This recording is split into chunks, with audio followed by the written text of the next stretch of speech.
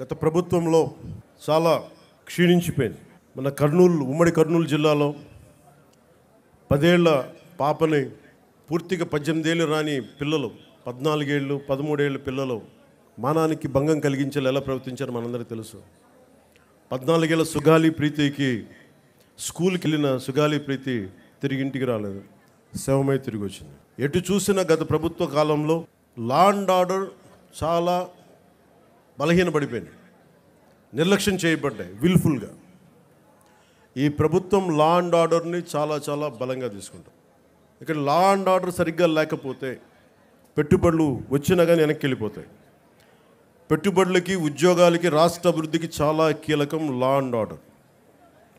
అన్ని సభల్లో అధికారులందరికీ కలెక్టర్ సదస్సులో ఒకటే చెప్పాం, లా అండ్ ఆర్డర్ చాలా బలంగా ఉండాలి. ఒక ఆడబిడ్డ ఇంట్లో నుంచి బయటికి వెళ్ళి క్షేమంగా తిరిగి ఇంటికి వెళ్ళాలి. ఆ స్థితిలో ఉండాలని మేము కోరుకుంటా ఉన్నాం. చాలా లా అండ్ ఆర్డర్ మీద చాలా అన్కాంప్రమైజింగ్ యాటిట్యూడ్, అన్కాంప్రమైజింగ్ ధోరణితోటి చాలా బలంగా ముందుకెళ్తున్నాం. ఈ సందర్భంగా మీకు ఒకటే తెలియజేసుకుంటా ఉన్నాం. చిన్నపాటి సంఘటన UPA 2 గవర్నమెంట్ ఉన్నప్పుడు ముజ్ఫర్ నగర్లో ఒక ఆడబిడ్డని, ఒక వర్గానికి చెందిన ఆడబిడ్డని ఇంకొక వర్గం అబ్బాయిలు ఇబ్బందికి గురి చేస్తే వాళ్ళ ఆడబిడ్డ అన్నదమ్ములు వచ్చి గొడవ పెట్టుకుంటే, ఎందుకు మా చెల్లిని ఏడిపిస్తున్నారంటే అది మొత్తానికి ఒక కమ్యూనల్ గొడవ అయిపోయింది. యాక్చువల్గా చూస్తే అది ఒక law and order issue. So law and ఆర్డర్ని సరిగ్గా కనుక మనం చేయకపోతే అది ఏ స్థాయి గొడవలైనా వెళ్ళిపోతాయి. అందుకని ఈ ప్రభుత్వం లా అండ్ ఆర్డర్ మీద చాలా బలమైన నిర్ణయాలు తీసుకుంటుంది. సోషల్ మీడియాలో పోస్టుల దగ్గర నుంచి బయట విచ్చలవిడిగా మాట్లాడేవాళ్ళు, ఆడబిడ్డల మాన ప్రాణాలని ఇబ్బంది పెట్టేవాళ్ళు, దాడులు చేసేవాళ్ళు, దౌర్జన్యాలు చేసేవాళ్ళు కొంచెం జాగ్రత్తగా ఉండాల్సిన సమయం అది. ఆడబిడ్డల మాన ప్రాణ సంరక్షణలకు ఇబ్బంది కలిగిన, సగటు మనిషి ఆస్తిపాస్తులకు ఇబ్బంది కలిగిన, దేశ సమగ్రతకి భంగం కలిగించిన, సామాజిక భద్రతకి భంగం కలిగించిన ఈ ప్రభుత్వం చాలా గట్టి నిర్ణయాలు తీసుకుంటుంది. అధికార ఎస్పీలకు కానీ కలెక్టర్ చాలా స్పష్టంగా చెప్పామని కలెక్టర్ సదస్సులో, అన్కాంప్రమైజింగ్ యాటిట్యూడ్ తోటి, రాజీ లేని ధోరణితోటి లా అండ్ ఆర్డర్ని ముందుకు తీసుకెళ్లాలని. ఈరోజు రాష్ట్రం లోతుకెళ్ళి చూస్తే, గతంలో కూడా తెలుసు, లోతుకెళ్ళి చూస్తే ఏ స్థాయిలో ఆర్థిక వ్యవస్థ ఉందంటే చిన్న భిన్నం అయిపోయింది. వేలాది కోట్లు, 4000 కోట్లతోటి పంచాయతీరాజ్ మేము జల్ జీవన్ మిషన్కి నిర్మించామని చెప్తే పైపులు వేశారు, కానీ ఆ పైపులకి సంబంధించిన వాటర్ సోర్స్ ఇవ్వలేదు. అందుకే దాని మీద పల్స్ సర్వే జరిపిస్తూ ఉన్నాం.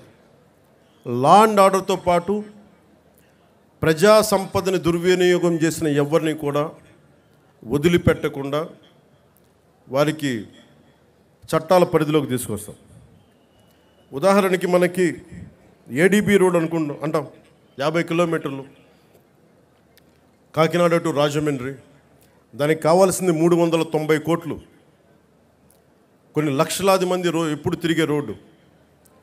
అలాంటి రోడ్ని దృష్టి వదిలేసి, అలాంటి ఇన్ఫ్రాస్ట్రక్చర్ ఫెసిలిటీస్ వదిలేసి గత ప్రభుత్వం 640 కోట్ల పైచిలుకుతోటి అక్కడ ఋషికొండలో ప్యాలెస్ నిర్మించుకున్నారు. ఎక్కడ ఈ డబ్బు వెళ్ళిపోతుందో మీకు అర్థమవుతా ఉంది కదా. ఇవన్నీ ఆగాలి. ఇవన్నీ ఆగటానికి మీరందరం కృషి చేశారు. ఈరోజు మా మీద బాధ్యత పెట్టారు. వెంటనే ఈ ADB రోడ్డు కూడా చాలా అత్యంత తొందరలో పూర్తి చేయాలి అని నిర్ణయం తీసుకున్నాం.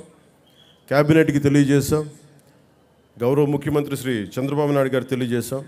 ఈ ADB రోడ్డు కూడా త్వరగా పూర్తి చేసే బాధ్యత ఈ కొత్త ప్రభుత్వం తీసుకుంటుంది. మన కర్ణాటకకి వెళ్తే రెడ్ శాండర్స్, మన ఎర్రచందనం దొంగలు మన అడవుల్లో కొట్టేసి, శేషాచలం అడవుల్లో కొట్టేసి కర్ణాటకలో తరలిస్తూ ఉంటే కర్ణాటకలో పట్టుకున్నారు.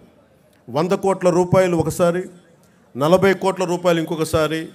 ఆంధ్రప్రదేశ్ చెందిన ఎర్రచందనం దొంగల్ని మన కర్ణాటక ప్రభుత్వం తీసుకుంది. అక్కడ ఫారెస్ట్ అధికారులు చెప్పారు, వేలం వేశారు. ఆ డబ్బు కర్ణాటక ప్రభుత్వానికి వెళ్ళిపోయింది. అదే 140 కోట్లు కనుక మనకు ఉండుంటే రాష్ట్ర ఖజానాలు కనుక ఉండుంటే ఎంతమంది విద్యార్థుల్ని అంబేద్కర్ విదేశీ విద్యా పథకానికి పంపించవచ్చు, ఫీజు రీఎంబర్స్మెంట్లు చేయొచ్చు, ఇలాంటి ఎన్నో చూడొచ్చు. కానీ దురదృష్టం ఆ పరిస్థితుల్లో లేదు. సో మేము ముందుకొచ్చి ఇవన్నీ బయటికి తీసి ఆ నిధుల్ని అవన్నీ తిరిగి మనకి చెందేలాగా ప్రయత్నాలు మొదలు పెడతాం. మా మీద చాలా బలమైన బాధ్యత పెట్టారు మీరు అందరూ. ఆ బాధ్యతని చాలా జాగ్రత్తగా బరువు బాధ్యతలతోటి ముందుకు తీసుకెళ్తాం. నేను డిప్యూటీ ముఖ్యమంత్రిగా ప్రమాణ స్వీకారం చేస్తున్నాను. నాకు కొన్ని పరిధిలోనే మాట్లాడాల్సిన అవసరం ఉంది. ఒకటైతే మీకు మాటిస్తున్నాను, ఈ ఎన్డీఏ ప్రభుత్వం, తెలుగుదేశం, భారతీయ జనతా పార్టీ, జనసేన ఎన్డీఏ ప్రభుత్వం స్వాతంత్ర సమగ్రతకి స్ఫూర్తిని నింపేలాగే అభివృద్ధి ఉంటుంది. భావితరాల కోసం మేము అండగా నిలబడతాం. ఒక దేశపు సంపద నదులు కాదు, అరణ్యాలు కాదు, ఖనిజాలు కాదు, కలల ఖనిజాలతో చేసిన యువత. ఆ యువత కోసం పెద్ద ఎత్తున మన బాధ్యతతోటి పెద్ద ఎత్తున కార్యక్రమాలు చేపడతాం. ముఖ్యంగా విభజన సమయంలో ఈస్ట్ బెంగాల్ డివిజన్, ఒక రాష్ట్ర విభజన జరుగుతుందంటే దేశంలోని నాయకులందరూ ముందుకొచ్చారు, ఆప్ చేశారు బెంగాల్ డివిజన్.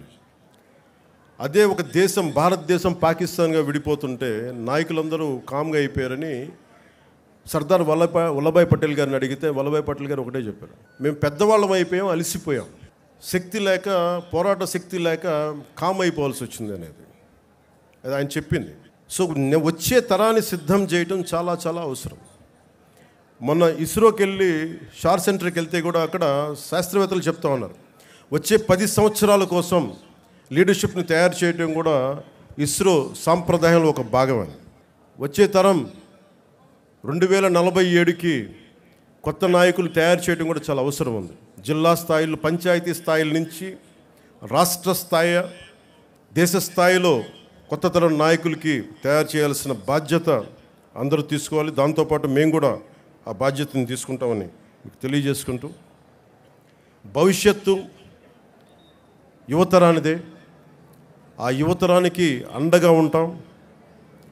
మాటలతో కంటే కూడా చేతుల్లో చెప్పి చూపిస్తామని తెలియజేసుకుంటూ, ఈ 78వ స్వాతంత్ర దినోత్సవ సందర్భంగా మరోమారు మీ అందరికీ పేరు పేరున ధన్యవాదాలు తెలియజేసుకుంటూ సెలవు తీసుకున్నాను.